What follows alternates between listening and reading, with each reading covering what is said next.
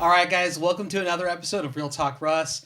And we have a special guest. This will be a fun episode for sure. A little bit different for you guys, so we'll jump right in. We have Miss Noël Stark. She's with us, joining us today, and she's an author. But that's not where we don't want to just say you're an author, right? We don't want to say that. You have quite the resume, which I'm not going to steal your thunder. I'll let you go ahead and introduce yourself. Well, I'm Noël Stark, and I'm coming up with my first novel, debut novel called Love, Camera, Action. And it's a romance, it's a rom-com, but it's got a little bit of a unique twist because it's set in the TV industry. And, you know, when I started writing it, I wanted to write a romance novel because I went through this huge binge time of reading tons and tons and tons of romance. And I thought, I'll try to write one.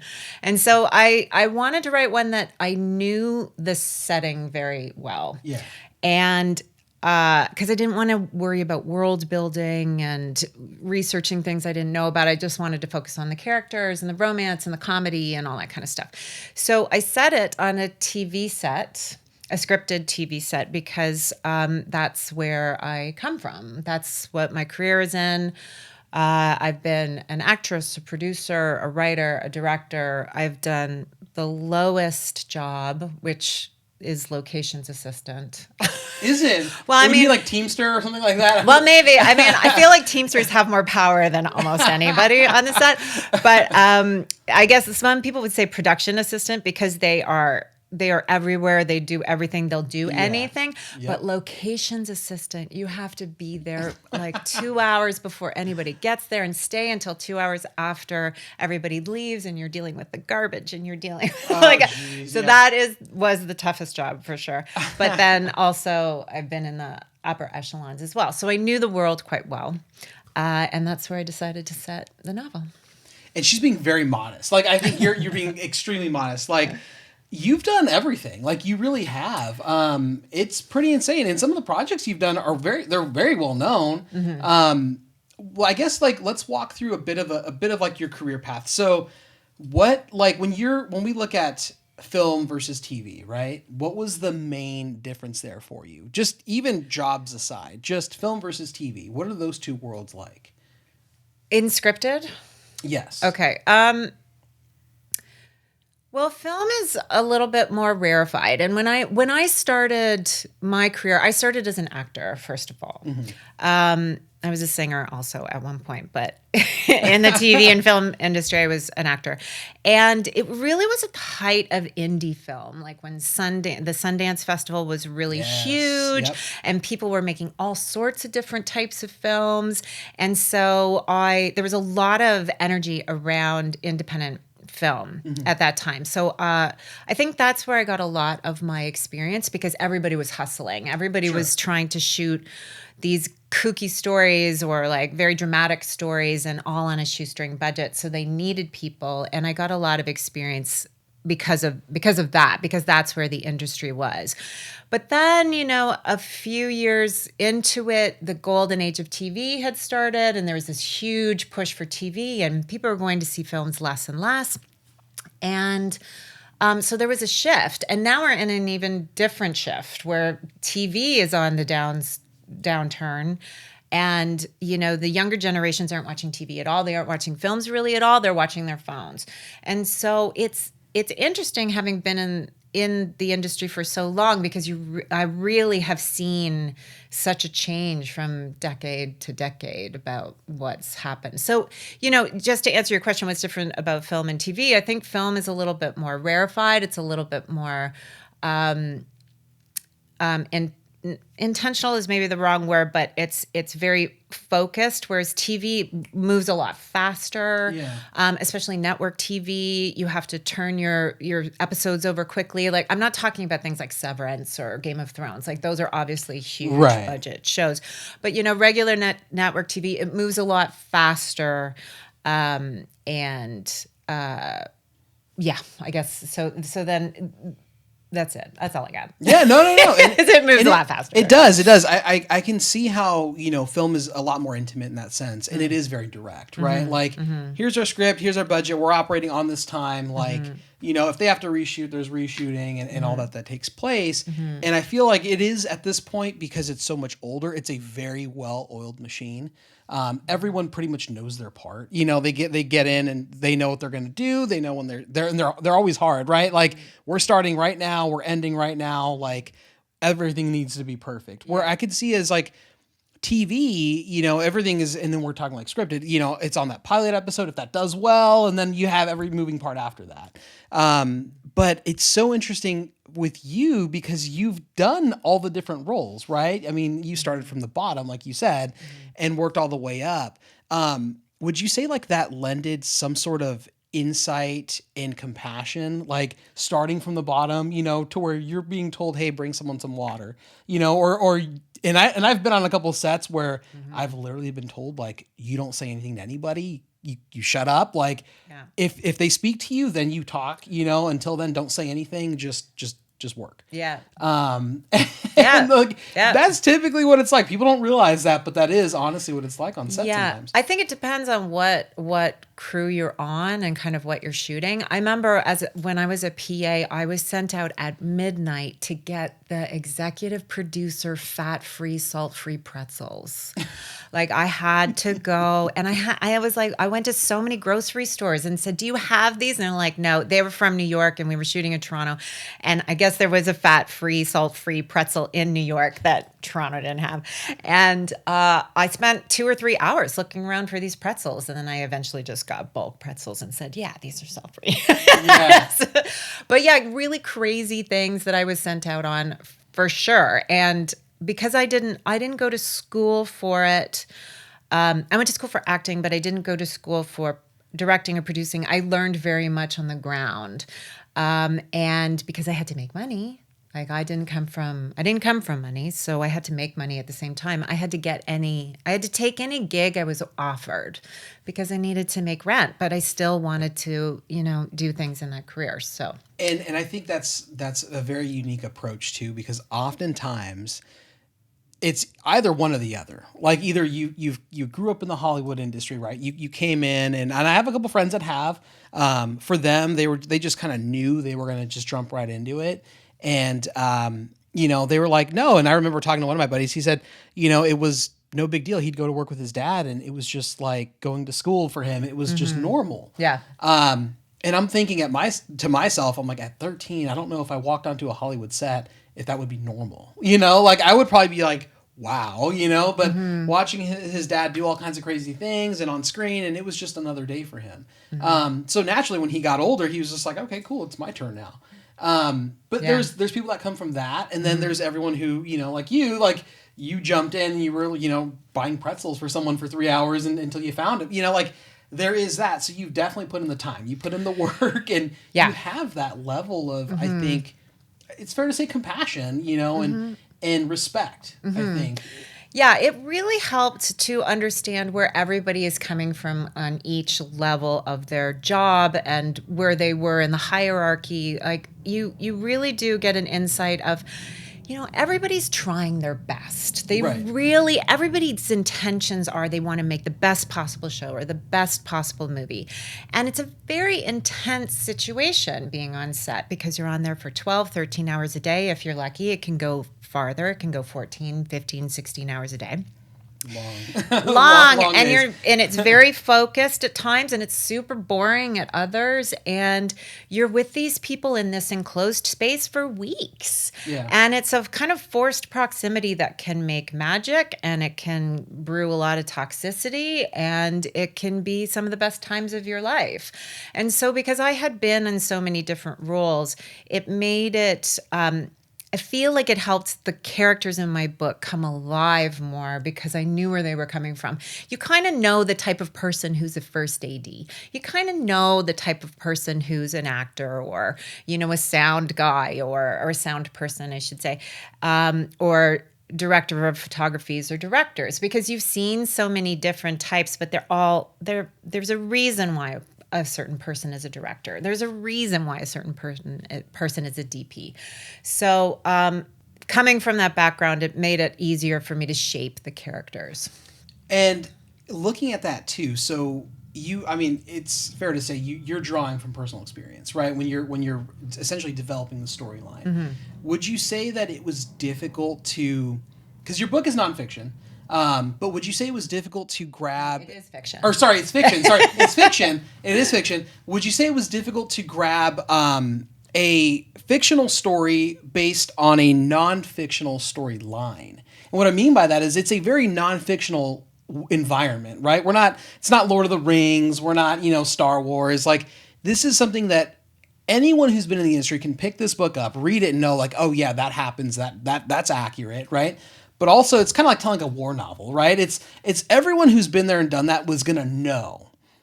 And that can be difficult, I think, on the creative aspect, because, and this is not to shoot anything down. I love Star Wars. Clearly, guys, I love Star Wars, right? But it's so much easier to tell a story, I believe, when you don't have any limits. There's no reality to it because you can be as fantastic and as fantasy-based as you'd like. Yeah. But when you have the guidelines that you have, right? Mm-hmm. The Hollywood industry, this is a story I'm telling, but you still have to be, fictional about the story and, to a degree. How difficult was that? Kind of walk us through that. I mean, it's a hard line to walk because you want it to be authentic, but you don't want it to be so authentic that it's boring. Your documentary. You want the story to flow naturally, but if the thing, like, let's be honest, certain things that happen in my book, if they'd happened in reality, people would be in serious trouble, or they other people would be like, there's no way that would never happen. So there's a certain amount of fantasy level that you need to balance with the real. But I would suggest that even in films like Star Wars or Game of Thrones, those kind of fantasy worlds that are built, they're built very firmly on rules. Mm-hmm. And if you go outside of those rules, people get mad because they're like, wait a second, I thought your lasers cut through walls. Why can't it cut through walls in this scene? And they like to be grounded in a type of reality. That is true. So, I'm sure if you talk to, Tolkien or what's the guy who did Game of Thrones? I'm blanking on his name. You got me on that one. Okay. Honestly, I can't. It's fine. Martin. They'll remember. You got me on there. I think so. You might have to double check that. But they have very firm ideas of what the world is. True. And if they don't know what the world is, they make a decision and then they better follow through with it, or people are going to be mad. So it's, there's firm rules within the TV and film world as well, but you have to bend them for the story. But if you're not consistent, then people get mad at you. Makes sense. At what point, like with, the storytelling, did you decide this was the right story for you? Like, it was just a blast like inspiration that said, okay, I want to write a romance novel. You know what? I've never seen anything between a director and a director of photography. And having been a director, I had so many crushes on my director of photography. Like, so many. Because, oh my God, directors of photography. They're so focused and specific, and they're usually really right? They're so determined, and they're creative, but they're practical. And I've met quite a few of them that are very hot because they're physical and they're just grounded in who they are. There you go, guys. Go be a director of photography. You've won. Yeah, man. So it was a very natural pairing for me, and a pairing I had never seen before. So because of that, it just kind of fell into place. And it's also a great pairing for conflict because the director and the director of photography really collaborate a lot, moment to moment, day to day, hour to hour on a film and TV set. And so if there's any kind of angst there, it's a problem. So absolutely. And we like to see conflict. We like to see people fight about things. So what I could say that was really unique about it too is when we kind of look at the whole storyline in general, it's not your typical workplace romance kind of like, it definitely did not have that feel. Because I got to read the book before you guys. Hey, it is what it is. But it did not have that feel. It was very like, at moments you're kind of on edge and you're like, oh, good. What's going to happen here? Like what is, and you're kind of, you're always asking like, what's coming next, right? Which was, kudos to you, fantastic. Thank you. And I hope that was your intent, because it did have that almost anxiety, to be honest with you. Cool. So when you're kind of reading that, like, was that your intent, like as the author, like in creating the story, is to give the reader that anxiety? Yeah, I think you always need to give the reader that anxiety, because they have to be feeling like they're not sure what's going to happen next. Like romance novels, they're very kind of strict in their template in terms of storyline. Like, this happens at this point, this happens at this point. It's always kind of the same. Yeah. It's the same for thrillers. It's the same for murder mysteries. There's a very clear formula of how they work. So then, Correct. How do you make something that's so formulaic exciting? And people falling in love is stressful, right? Yeah. Like, we've all kind of felt the stress of liking somebody and whether or not they like you, and when things get deeper, do they want the same things as you? It's always very stressful. So I that was definitely my intention. And then it's workplace too. So and then it's workplace on top of that, and a very stressful time for the film and TV industry, because when I started, inappropriate comments and inappropriate situations, they were just everywhere. Like I didn't even notice them because they were everywhere. And then when the Me Too movement happened, all of a sudden, everybody was super aware of kind of bad behavior or shady behavior. And the younger generations, younger than me, were on it.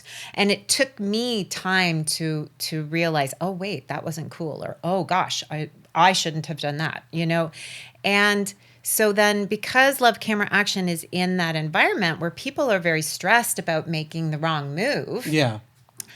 Workplace romance is high stakes, because you can get fired. You could get blackballed. You could get, brought up in charges. So it had that anxiety along with it as well. I can definitely see that too. Just in on that, like, I do have a question to ask you, which I'll have to segue back to, but I can see that progression, because if we look at how things evolve, things change, right? And like you mentioned, when you started in the Hollywood entertainment industry, it wasn't what it is now.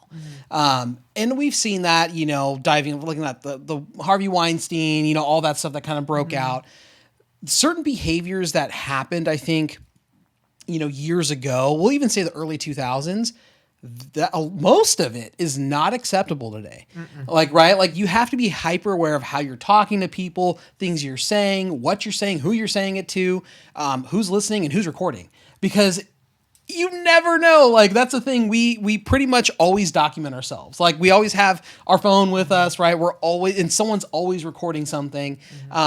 And it always kind of makes me laugh too, because you see behind the scenes footage of things, and I'm like, who was recording to get that shot? I thought you're not supposed to even have, your phones out and everything, but yet there's always, and then I'm guilty of having done it on set, like, hey, we're doing this stunt scene. Here I am, like, recording, like, what's going on. And like, nobody cares. I realized at that point, like, really, as much as they care, they don't. But going back into that, like, what was it like for you in kind of writing this? You have to kind of take yourself back to essentially a point in time that was semi-recent, right? Like, because it's takes place, in fair to say, during the Me Too movement. So we're able to kind of look at just a really quick, like, yesterday. And how was that, like, just personally for you, going back from growing up in the industry that was different to now you saw this transition, and now we are here today. Like, how was that like? Yeah, I think it's like everybody had to retrain themselves on how to be with each other. Yep. And so I think there was a lot of awkwardness. There was a lot of, missteps and apologies. And, ultimately it's a good thing, because some of the stuff that I witnessed or, happened to me was, not cool. Yeah. And so it has made people very wary.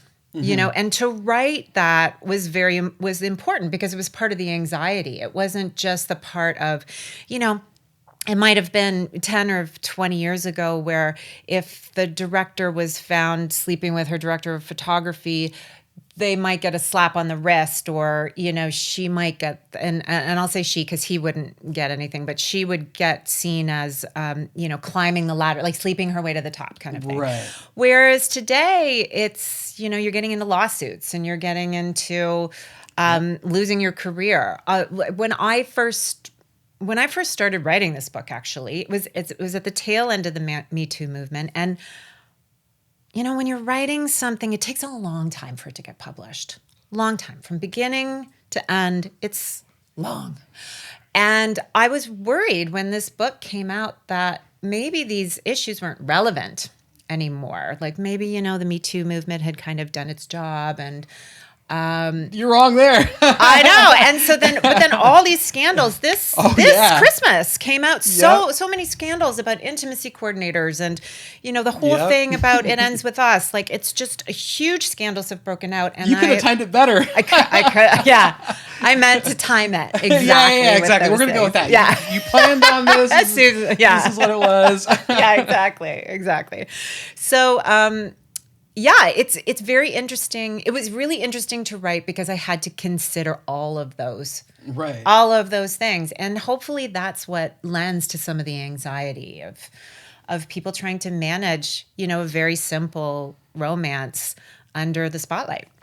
I mean, you couldn't have, and we joked about it, like, again, like the whole Blake Lively thing and all that's going on right now. And again, but people are so interested in that, and that's kind of the funny thing is like reading your book. I shouldn't say it's funny. I'm not saying that it's funny, but like the funny thing for me was reading the book and seeing like the drama that's laid out. Right. Mm-hmm. And the just the curves and the storyline and where it goes. I'm like, man, this was very well timed. So like me saying that in all sincerity, it really was. It's well timed because it does paint a picture of something that I think people tend to forget, is that like the industry has evolved. It has changed. It's not the same. Things you used to be able to say you can't say anymore, and we know that. But it's kind of like going back into COVID. It's like at this point, people think like, man, it feels like it was just yesterday, but it was 5 years ago. Mm-hmm. And like it really was like it's a flashback in time. So it depends on how you paint that story, I think,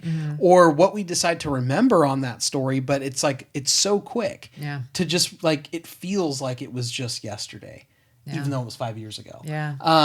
And in the height of all these things kind of coming about, I mean, I guess it's maybe early to ask, but is there going to be a part 2?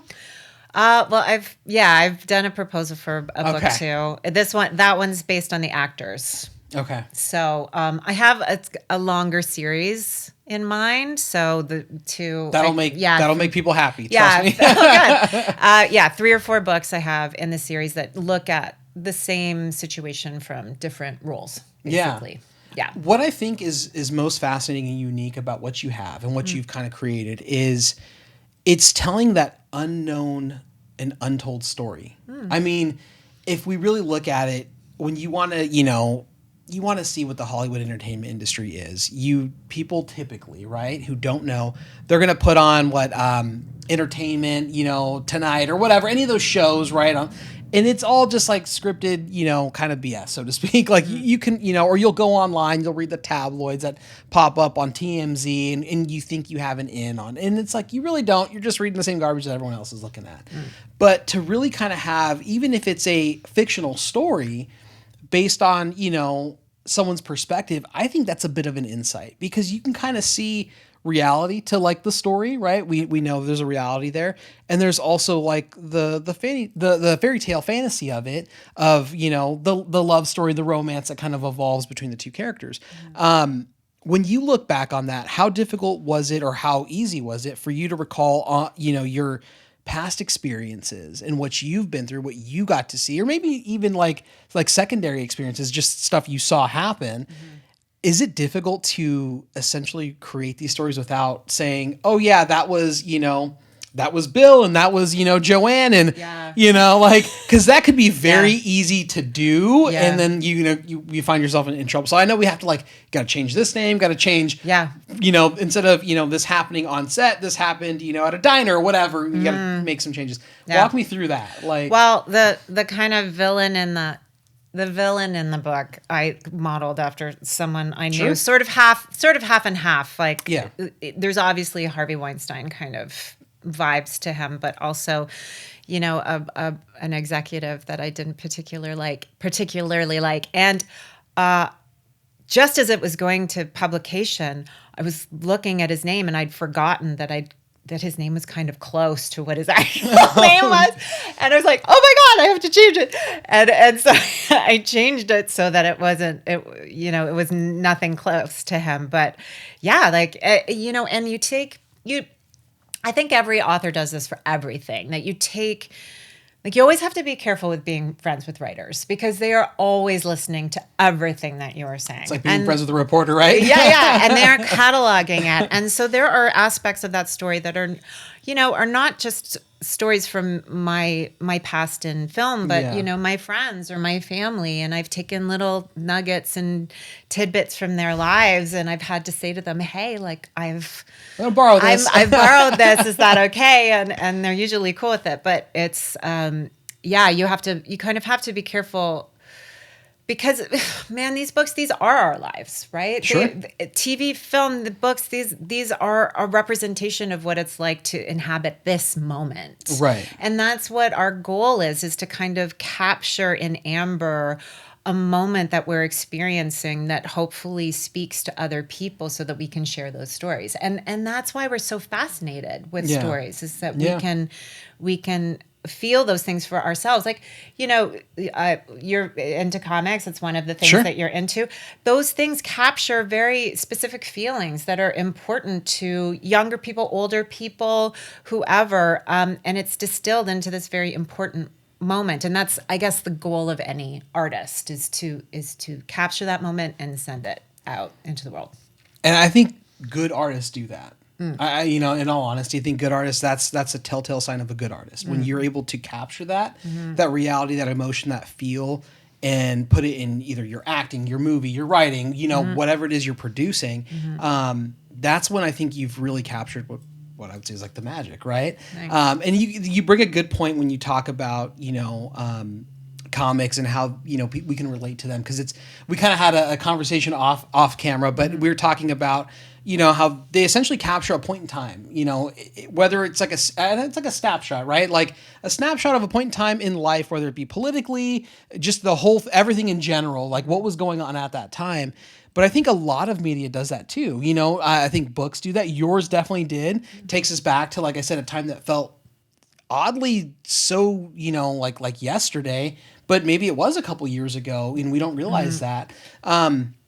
When you look at the changes that have happened, how would you say like the industry is changing now? Like, and in what direction is it going in? Well, I think it's gotten better towards women, definitely, on the whole. There are still scandals, this thing came out about Anora, that there was no intimacy coordinator on Anora. And if you've seen Anora, it's pretty explicit. And the lead actress came out and said, it was fine. It was cool, not to worry. And hopefully it was. I'm sure it was. But that's, I hear that.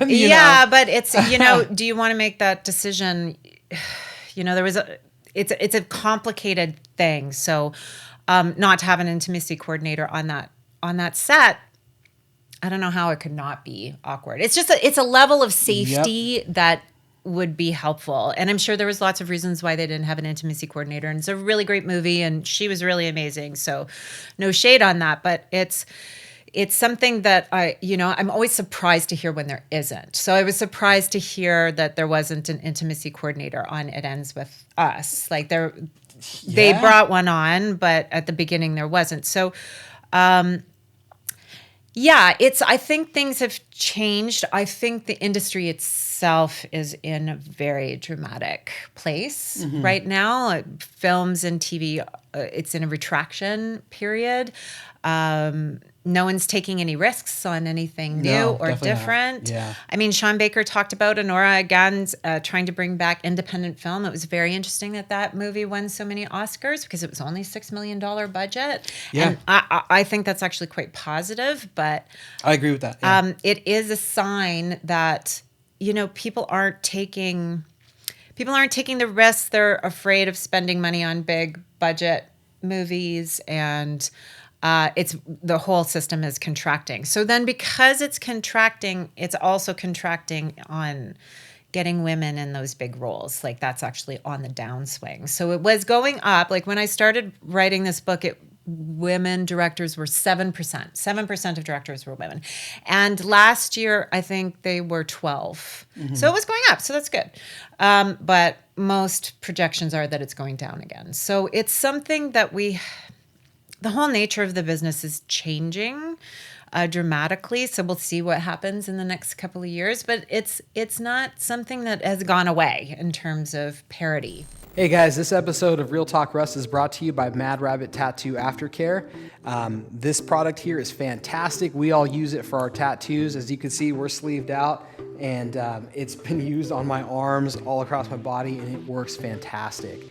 So for 20% off, guys, go to realtalkruss.com. Use our code RealTalkRuss. You'll get 20% off your entire order or any product you buy.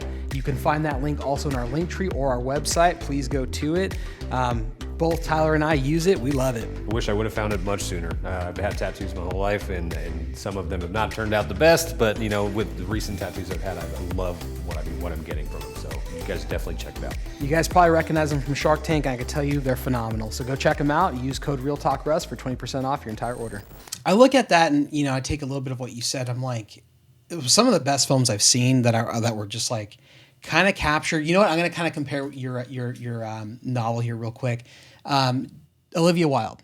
Mm-hmm. She phenomenal director, actress. She's great, right? Mm-hmm. She did a movie, Don't Worry, Darling. Mm-hmm. I haven't seen it. You haven't seen it? Mm-mm. I would say watch it. Okay, definitely give it a shot. Watch it. There were vibes of that I kind of caught in not the same direction. And again, it's not a spoiler. If you haven't seen the movie, you got to go watch it. But what I would say is like the anxiety, the levels of anxiety.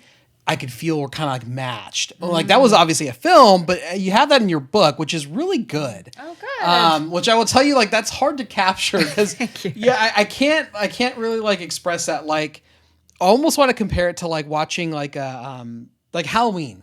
Oh, you feel like the buildup of Halloween, like like when you're hearing like the music and it's building that anxiety, you're kind of getting that in the story. Yeah. So when you're building like you have a certain scene that you're reading and it kind of leaves you a bit of on a cliffhanger. You're like, what's going to happen next? Mm-hmm.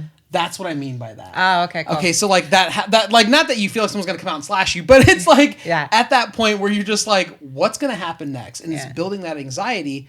I think that's phenomenal. Oh, cool. And I think that you don't see that a lot with male directors and producers. That's not a thing because for whatever reason, men don't like to kind of capture that emotion. Do you mean the emotional anxiety of scenes? The that's emotional anxiety. We don't capture that well. There's a few people that do in different directions. Like Steven Spielberg's phenomenal capturing like emotional anxiety, right? Schindler's List, certain things you're just like, man, that takes you on an emotional joyride. But there's not that many people, and that's why I said Olivia Wilde's great at that in film. She's phenomenal, and she kind of had a similar thing. Like she was, acting. She's gotten into producing. She's obviously been directing. Yeah. So it'll be interesting to see like where that kind of grows and what happens with the entertainment industry, especially in Hollywood, when we look at, how women can like really just change, I think, the direction of where we're going. Again, and like your book kind of does that. Thank you. And primarily it is a romantic comedy. Like it is supposed to be funny.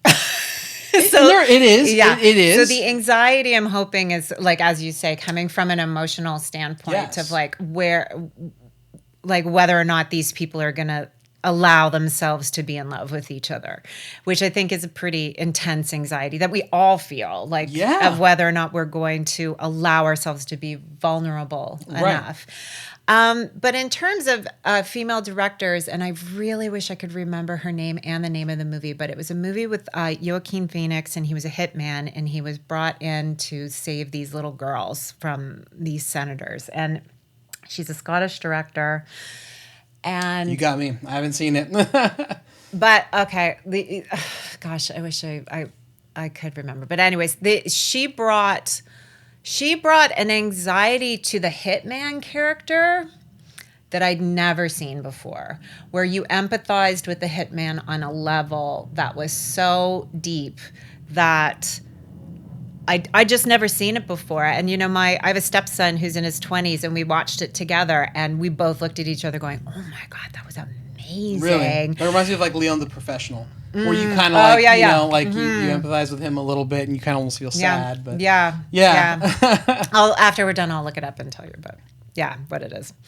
Like that sort of anxiety. That's why we like, it's uncomfortable to experience anxiety in a story.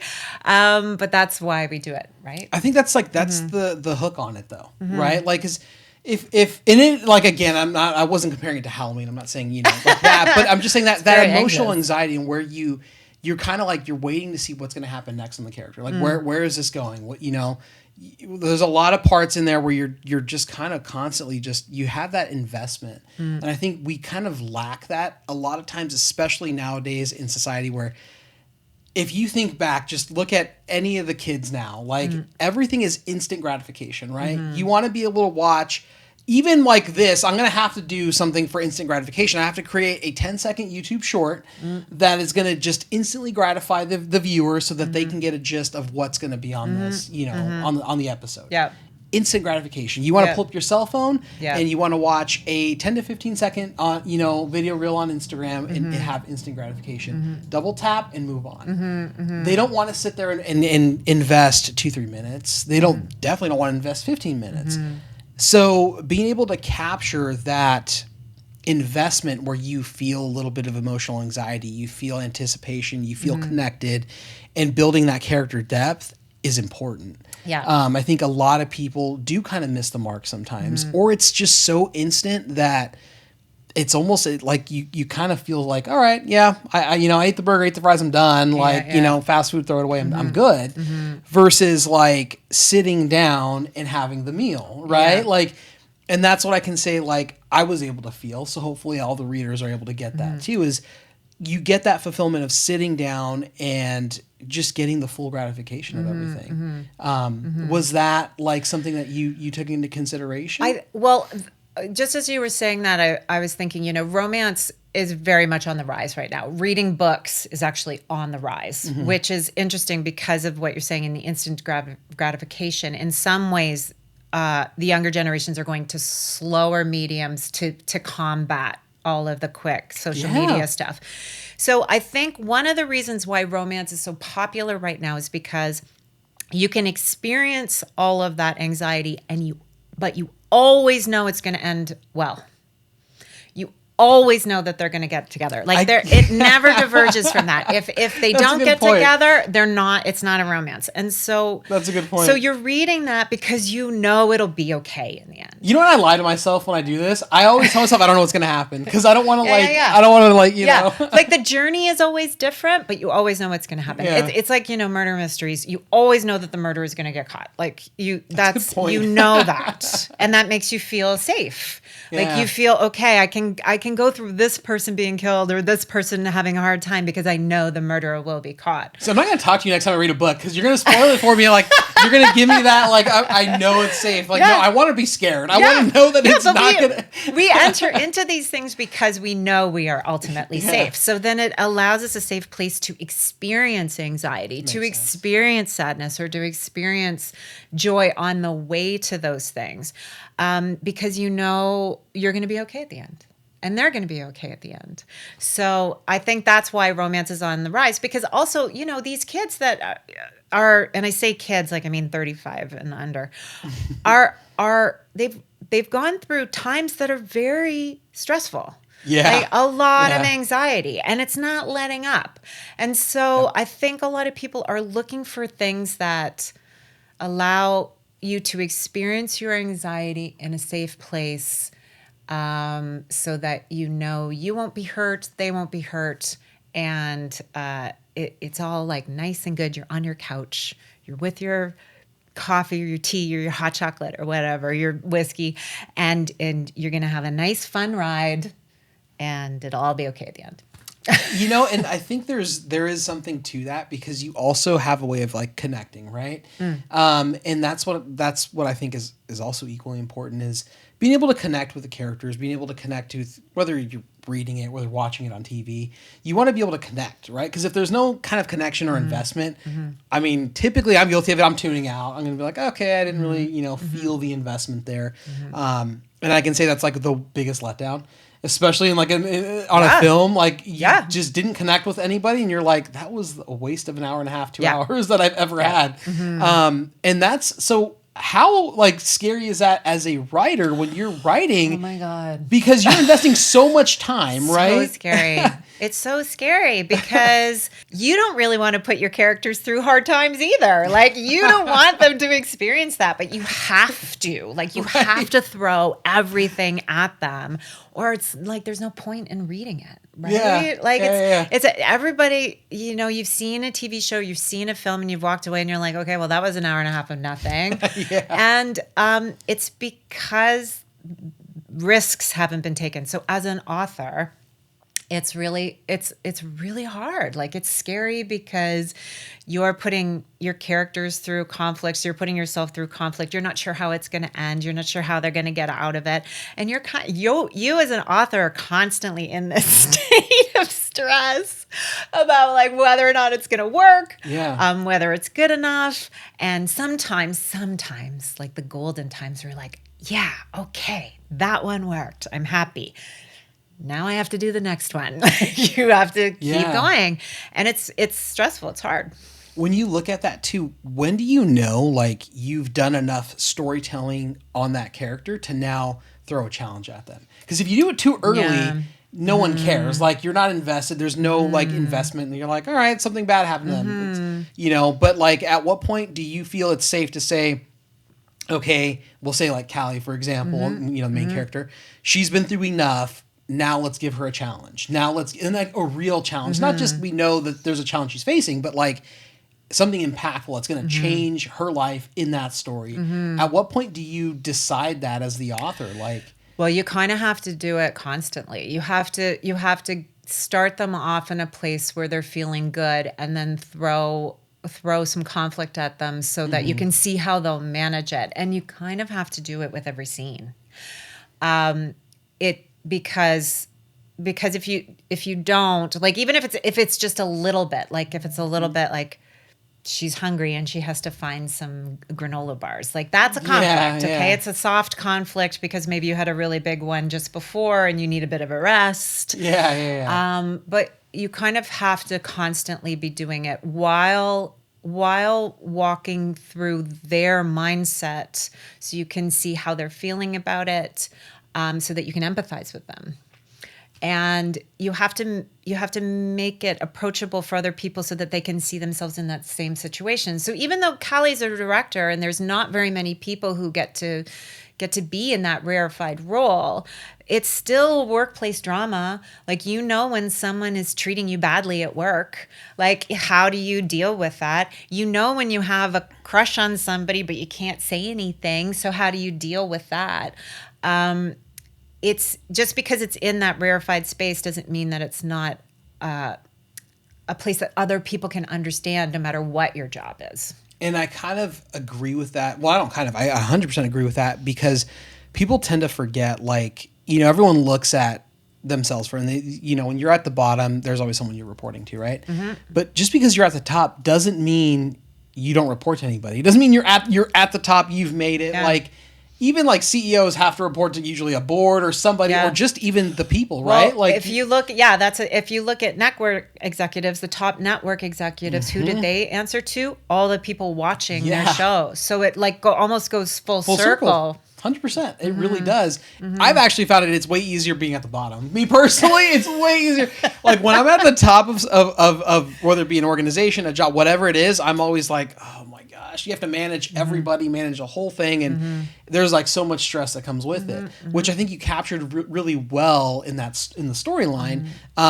But I think that's something that people tend to forget, is just that you're always going to have to report to somebody. And it's oftentimes when you're at the top, people think it's so much easier at the top, right? Oh, it's so easy being the director or being the executive producer. It's so easy. And you're like, yeah, at the end of the day, though, it was a lot easier just going to buy pretzels versus having to worry about all the other stuff. Like, I just had to worry, I'm sure you can relate to that. And they were very stressful pretzels. I'm not going to lie.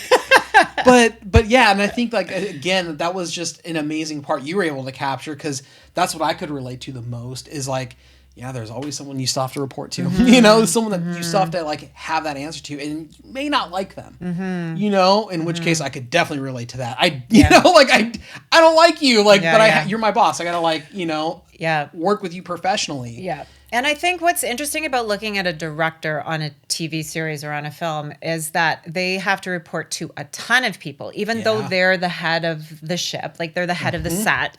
They make the creative decisions. They still have to answer to so many other voices. And I remember seeing Guillermo del Toro speak, and he said being a director is kind of like playing a game of Tetris while you're running away from a train. It's that level of stress where you're like, oh my God, I got to put the pieces in the thing, but I'm going to be killed by this train any second. So it's a high level of stress, even though it seems like that they're at the top. I take my hat off to them 100% because I went to culinary school, right? And I, at the time, thought, I want to be a chef. This is exactly what I want to do. When I finally got to that point, and I was in a restaurant, and I realized it doesn't matter if I'm the executive chef, I'm still essentially cooking food for somebody else in someone else's way, right?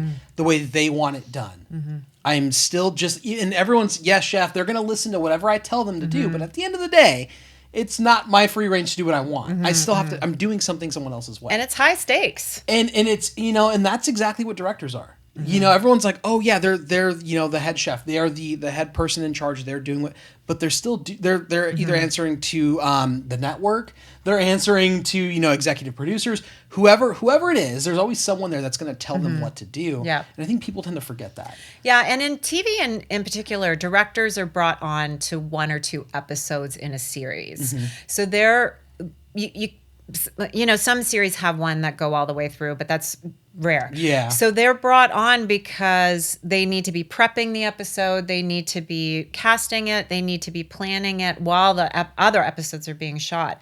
So a director for TV is very much coming in, like you said about a chef, that they're coming in with a very set idea of what the show is already, because it's already been figured out. Yep. It has a certain look. It has the cast already in place, and the director can put their spin on it, but they can only go so far. And this is what Callie is coming into. It's like she's got this amazing chance to work on this show. She's been in the bush leagues in Canada for a long time, and now she's in the majors with this Hollywood show, and she is coming into a show that's already been established, and she's trying to put her mark on it, but there's only so much she can do. And then she's with a director of photography that doesn't want her to do anything. It's in his mind, it's his show. And that's because the directors of photography, they generally follow the entire series. Again, unless it's Game of Thrones, then you have different ones. It's much bigger. But they establish the look, and they have to maintain the look as it goes along. So it's a hard job as a director to come in, because you're just flying into something that already exists, and you're trying to make it the best you can, which you can, but there's more restrictions on you than, say, if you were doing your own film. Like they say that the thought is that film is a director's medium, TV is a producer's medium, and theater is a writer's medium. I can see that. I can definitely see that. But on that too, you kind of bring me to another thing that I wanted to kind of touch base on is Callie. She's her level of thinking, and where she's an out of the box thinker, right? She's very unconventional with what she does, like a risk taker. She wants to prove herself, right? So there's not even say wants to, that sounds kind of bad, but she's on the, she wants to do well. She wants to succeed. So you have that coming into an environment that's very traditional thinking, very like we're doing things by the book. It's very structured, and you have these two things clashing essentially. Is that something, again, and this is a genuine question, is that something that does happen often? Oh, yeah.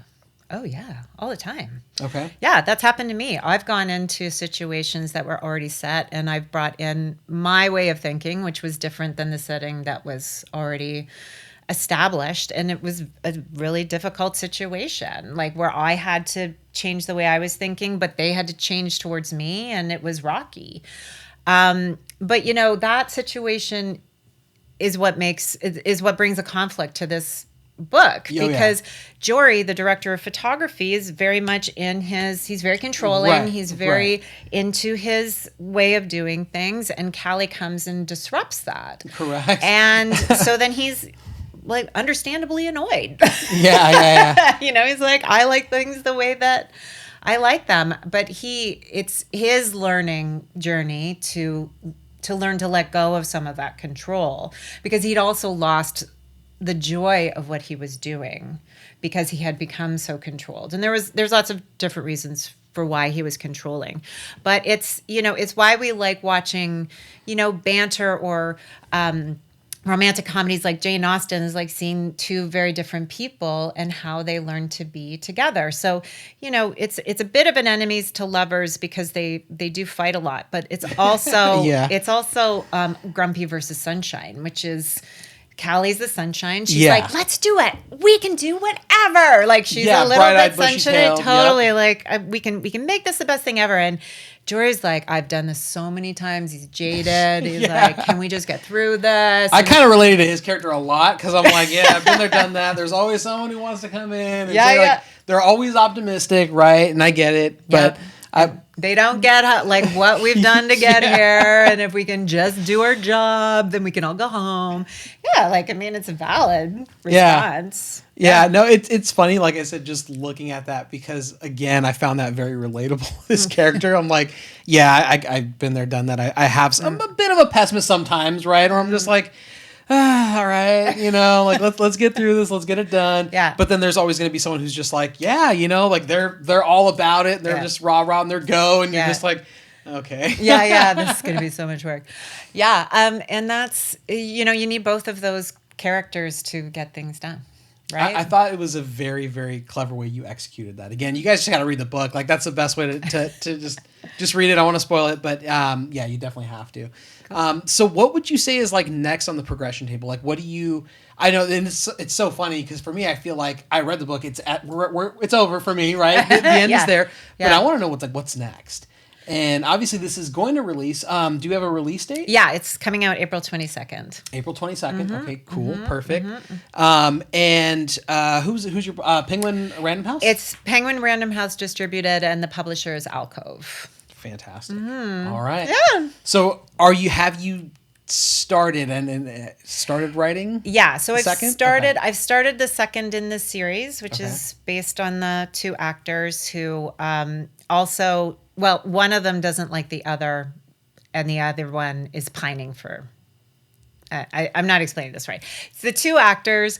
One of them is a very traditionally educated actress who is very serious about acting and her role, and her co-star is a model that was picked up off a shoot, and he doesn't know how to act at all. Fantastic. And so, and he's terrified because he's on this big budget show that he doesn't know what to do. He knows he's not a good actor. He can't believe he's in this situation, but he's just kind of going along. He's just faking it till he makes it. Sounds like me minus the model part. Yeah. Like he was picked because he looked exactly like the character. And that happens all the time. Right? All the time. People they get roles because they look exactly like the character. And she's annoyed. Like she can't stand it because she's fought tooth and nail to get to the place that she's at. And this guy's just a dumb, pretty face. He's secretly in love with her because he thinks she's so smart and talented and beautiful and all these things.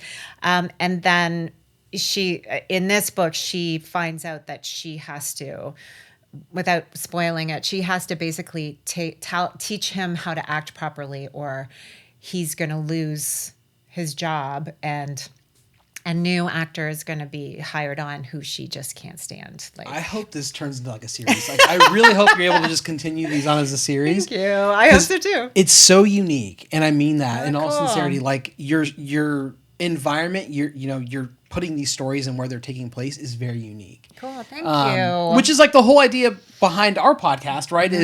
Is talking to people about in the entertainment industry of all aspects of entertainment, and really kind of getting that behind the scenes look. Which is perfect because like that's what appealed to me the most in reading this. I'm like, man, like I could think of a dozen people that plug right into those characters, right? And I think it's fantastic. I think it's really cool. It's very refreshing. It made for an excellent read, fantastic. And even like guys, because most guys, they're going to be like, oh, I don't want to read a love story. But it didn't feel like you were reading another love story, right? At times I felt like I was watching like almost like a behind the scenes kind of thing, it very much had that feel to it. I'm so glad you said that, because one of my focuses too is like, obviously women read a lot of romances, but I've been getting a lot of guys saying that they like this book. And I think it's because the intricacies of the behind the scenes and the way the guys are portrayed. So I'm hoping that's true. So one of my favorite TV shows that I absolutely loved was The X-Files. Okay, yeah. I absolutely love The X-Files. Mm-hmm. What made that very like fun and entertaining, aside from, like all the sci-fi stuff, was the two characters, Mulder and Scully. And the bond that they had, right? Because that was a love story. Like, let's be real. Their story was a love story, but it was never like blatant. They were so like just passive with it, like, but they love each other, and you can tell it's there, and all of that. And I kind of had a lot of those vibes in reading the book, where you're kind of like, and that's again one of the things that appealed to me the most is you kind of feel that like there's tension there, but that tension then leads to like essentially it was kind of the same thing, right? She was there to like get rid of him kind of thing. And, he's put in place, your character, Jory's like put in place where he's not like going to be told what to do. He's like, look, this is what we're doing. You're new. You just kind of like, I know you think you know what you're doing, but you probably don't. And it's like, and then at the end, it turns into something we didn't even, expect. But, cool. That's great. But again, like going through all that again, I felt was just, it's very unique and it's refreshing. It's not just, the typical like workplace, like love drama that we've probably all seen or read. It was very different, very refreshing, very unique. And again, your spin on the Hollywood entertainment industry was fantastic. I thought it was great. Awesome. Well, thank you. Absolutely. Oh my gosh. Absolutely. That's great to hear. But so tell me like what's next for you? Like what do we have planned next? So, I have my regular career that I have to do. But I'm also working on another series. I've started another series that's a time travel element, which was a huge mistake. Time travel is so hard. Nobody should ever write about time travel. It's so complicated. So, but yeah, that's the beginning of another series that I'm starting. Fantastic. Awesome. We'll kind of look forward to that. Cool. For sure. Cool. So are you going to do any like book signings when this comes out? Yeah. So April 21st, we've got an event in Culver City in LA at the Village Well. I'm looking at my publicist who's just on camera. On April 21st, which is the day before the book comes out. And then we've got a few other events planned. At 6 p.m. It's at 6 p.m. at the Village Well. Perfect. Yeah, in Culver City, and I think it'll be great. We're looking forward to it. Fantastic, awesome. So April 22nd is the release date. That's a release date. You can order it now. You can pre-order it now. Okay. But it'll come to your door on the 22nd. Awesome, awesome. Like we're looking forward to it. Cool. Anything? Where can we find you? Social media. So I'm at noelstark.com. I'm on IG and TikTok at Noel Stark author. Perfect. For both, yeah. Fantastic. You heard it, guys. Go check her out. Give her a follow. Pick up the book. Are you doing an audiobook? Actually, I'm kind of curious on that. Yeah, there's an audiobook. There's a hardcover, softcover, and an audiobook. I love audiobooks. Yeah, they're so good. I'm driving all the time, so I absolutely love audiobooks. So easy. Yeah, it's great. Hopefully it has the same vibe too and the same feel for it. Yeah. It was actually good. Like I'm like I sincerely mean that. Like reading it, I'm like, damn. And I don't like sit there and read often. Like I'm more of an audiobook guy. I'm on, in all honesty. So, yeah, it was good. Cool. Yeah. Hats off to you. You nailed it. Thank you. Absolutely. Well, definitely go check it out, guys. Thank you so much, Mel, for coming and hanging out with us. Yeah. Thank you for having me. This was super fun. Yeah, it was. It was. And we'll get you back on after the release and we'll talk about how it was received and everything. That would be awesome. And then when you do the next book, we'll have to talk about that for sure. Yeah, for sure. I promise I'm not just doing that so I can get to read it before everybody else. That's not at all my intention, I promise. Although you will. Although I will. See? give There you go. Before. I win, guys. You guys lose. No, I'm just kidding. No, but thank you so much. It was Thank really you. fun having you on. Thank I you. appreciate you. And always, guys, go ahead and give her a follow, give her a check out, and then pick up the book. Do yourselves a favor. You're actually going to enjoy it. It'll give you a little bit of behind the scenes kind of like feel of like what's kind of going on back there. I'm telling you, it's fun. It's definitely fun. And if you're like into the TMZ stuff, this is better than that. So I'm telling you. Nice. All right. Well, thank you again. Thanks so much, Russ. All right, guys. Take care. We'll see you guys on the next one.